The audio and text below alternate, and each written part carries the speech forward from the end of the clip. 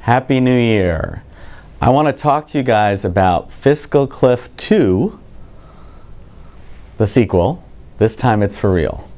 We survived the first Fiscal Cliff. We got the tax extension New Year's Eve. House passed it on New Year's Day.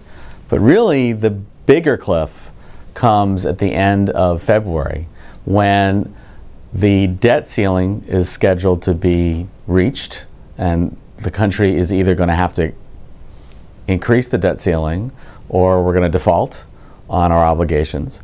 And at the same time, as part of the tax deal that was done on New Year's Eve, there was a 2-month extension on the sequester of Medicare spending and defense spending that was going to occur, and that's scheduled to expire at the end of February as well.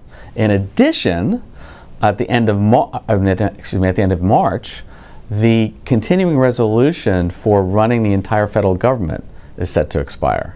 So you've got all those things now happening again, Fiscal Cliff 2, and frankly, you know, this one is just as big a concern as Fiscal Cliff 1. Now, you've been hearing, if you've been paying attention to some of the Sunday talk shows, reading the newspaper, Democrats are saying, listen, I know we did this tax bill, we raised $600 billion over 10 years, but we want more revenue to help pay for the next fiscal cliff.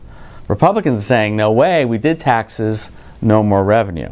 So we've got Republicans saying no revenue, the president and Democrats in Congress saying it's got to be balanced, has to include some revenue in addition to spending.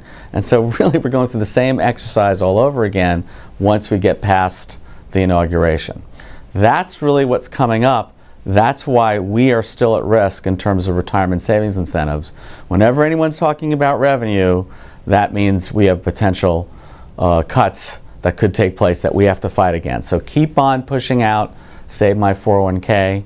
Let everyone know that there's still a risk. They still have to let their members of Congress know how important the incentives for 401k plans are. Keep it up. You're doing a great job. We've got over 60,000 emails that have already been sent to Congress, and it's been making a huge difference. Next 6 weeks, 7 weeks are going to be very interesting. We'll keep you posted as we get closer to the end of February, but I'm afraid to say, here we go again. Thanks.